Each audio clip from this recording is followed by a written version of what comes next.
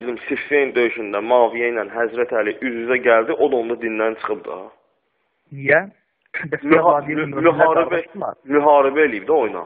Nə olsun, müharibə eləməyinə kim dindən çıxır? Kim deyib ki, müharibə eləməyinə kimsə dindən çıxır? Yox, müsəlman müsəlmanı öldürər.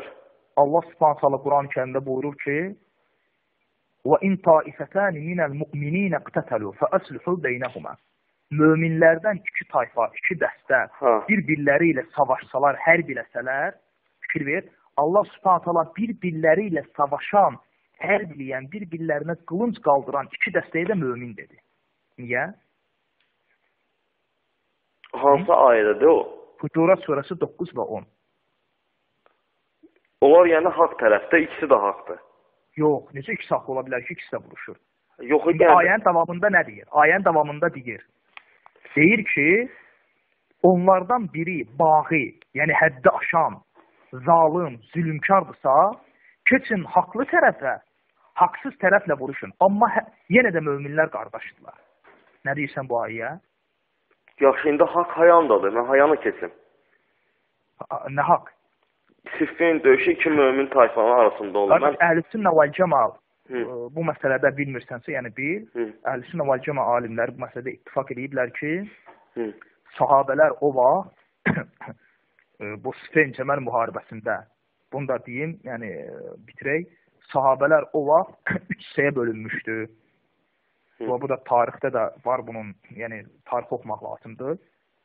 Bir qism sahabə və bu sahabələrin əksəriyyəti idi. Çünki sən bilirsən ki, o vaxt sahabələrin çoxsu artıq həyatda yox idi. Bəli, bilirəm. O ki həyatda olan sahabələr bu məsələdə üç hissəyə bölünmüşdü. Bir hissəsi Əli tərəfində idi, bir hissəsi Muaviyə tərəfində idi və bunlar da çox az idi.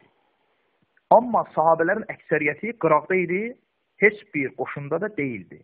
Soruşsan ki, haqlı olan qrup hansı idi? Təbii ki, haqlı olan qrup bu fitnəyə qarışmayan, qıraqda duran sahabələr idi və haqqa daha yaxın olan qrup dəstə də Əli radiyallahu anhunun dəstəsi idi və Muaviyyənin dəstəsi bağı idi və həddi aşmışdı Əliyə qarşı. Və Allah Subhanahu Quran-ı Kərimdə deyir ki, möminlərdən iki dəstə bir-birləri ilə savaşsalar, onların arasına girib, onların arasını barışdırın və islah edin. Və onlardan biri bağı, həddi aşan zalim olsa, haqlı tərəfə keçin, haqsız tərəflə vuruşun, yenə də möminlər qardaşdılar. Və Əhl-i-Sünnə vəl-Cəmanın bu məsələdə etiqadı Əl-Hucurat surəsi 9 və 10-cu ayəyə dayanır. Və biz deyirik ki, bir-birləri ilə savaşan bu iki dəstənin, baxma ki, birisi haqq, birisi bağı idi, ancaq hər ikisi də mömin idi. Onların bir-birləri ilə savaşmaları onların üzərlərindən iman vəsmini götürmür. Vəssalam. Bu Əhl-i-Sünnə vəl-Cəmanın etiqadıdır, bu ayəyə dayanan. Necə ki, Nəhcül Bəlağədə. Nəhcül Bəlağədə gəlir, Əli eşləndə ki, onun qoşunundan bir dəstə Şam əhlini, yəni Muaviyyənin qoşununu söyür, Əli bu söyüşü qadağan edir ki, söymüyün, əksinə qardaşlarınız üçün dua edin. Dua edin ki, Allah onların da qanını qorusun və sizin də. Bax, bu da Əlinin tövsiyəsi və buna əməllik. Qardaşlarınızı söymüyün, onlar üçün də dua edin, özünüz üçün də.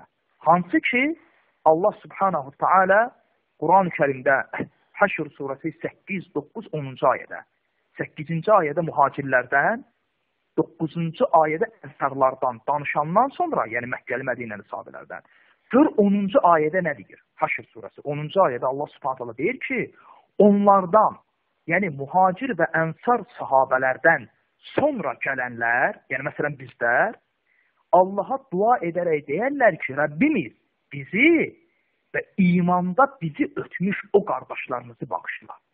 Biz də belə dua edirik ki, Allahım bizi və imanda bizi ötmüş o ənsar və mühacir qardaşlarımızı bağışla, necə ayənin davamında gəlir, qəlblərimizdə onlara qarşı kin yeri buraxma. Yaxşı, indi sənə belə bir söz deyim. Fikir verirsən, o məsələdə etiqadı Quranla sünnəyə dayanır. Bax, qardaş. Hansıda uydurma tarixə yox. Bax, qardaş, belə bir söz deyim. Sən nə üçün, bax, belə götürək də, Əhl-i-Sünnətin nədir? Əhl-i-Sünnətin prinsipi budur ki, bizim əlimiz, o sahabələrin İslam üçün canları ilə, malları ilə, qanları ilə vuruşan o sahabələrin. O sahabələrin arasında əqidə problemi yoxdur. O sahabələrin arasında fikri problem yoxdur. O sahabələrin arasında problem siyasi problemdir. Siyasi baxışlarında ixtilafa düşmüşdülər. Və bu ixtilaf, bu fitnə gəlmişdir, bu dərəcəyə çatmışdır. Əhl-i sünnətin mövqeyi nədir? Əhl-i sünnətin mövqeyi budur ki, Allah subhanahu ta'ala bizim əlimizi onların qanından qoruyub, dua edirik ki, Allah subhanahu ta'ala bizim dilimizi də onların qanından qorusun. Vəssalam, çox sadə. Başa düşdüm.